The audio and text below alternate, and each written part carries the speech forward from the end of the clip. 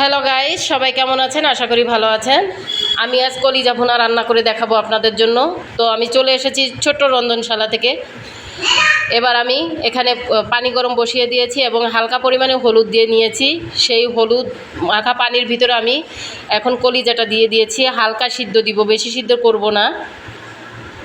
এটাকে একটু নেড়ে চেড়ে রেখে দিই। তো এবার আমি নামিয়ে ঠান্ডা করে নিয়েছি। এখন কলিজার উপরে যে পাতলা পর্দাটা থাকে সেটা আমি ভালো করে উঠিয়ে নিব। এই পর্দার জন্য অনেকেই কলিজাটা খেতে চায় না। তো অপর পাশে আমি একটা প্যান বসিয়ে দিয়েছি, দিয়ে দিলাম তেল, দিয়ে দিলাম পেঁয়াজ কুচি এবং দিয়ে দিলাম পানি। এবার আমি এক এক করে সব কিছু দিয়ে দিব। দিয়ে দিলাম লবণ, হলুদের গুঁড়া,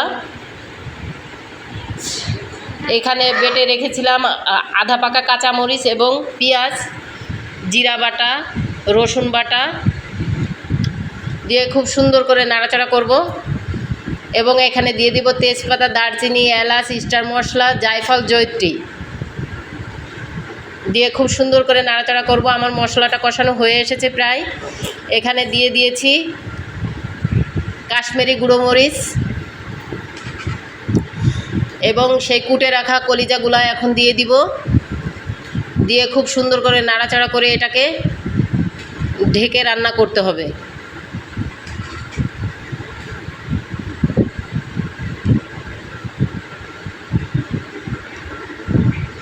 এবার দেখি তরকারিটার কি অবস্থা।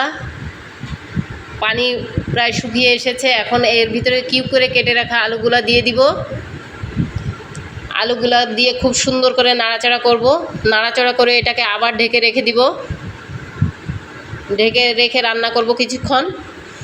এবার দেখি আমার কলিজাটার কি অবস্থা, আলু কতটুকু সিজেছে। এই পর্যায়ে দিয়ে দিব পরিমাণ মতো পানি।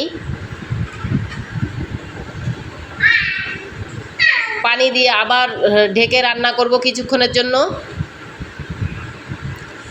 তো আমার কলিজা ভুনাটার কি অবস্থা। আর এখানে আমার হাতে তৈরি করে রাখা শাহি মশলাটা দিয়ে দিচ্ছি।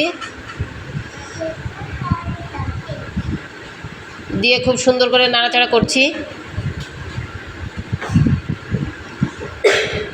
তো আমার রান্নাটা কমপ্লিট হয়ে গেছে। আপনারা এভাবে কলিজা ভুনা করে খেয়ে দেখবেন কেমন হয়েছে। দেখুন কলিজা ভুনাটা কি সুন্দর সফট হয়ে গেছে, একদম নরম হয়ে গেছে, তুলতুলা সেই হয়েছে রান্নাটা। তো আপনারা কে কোথা থেকে দেখছেন আমাকে কমেন্ট করে জানাবেন এবং সবাই ভালো থাকবেন সেই কামনা করে আজকের মতো এখানে বিদায় নিচ্ছি। আল্লাহ হাফেজ।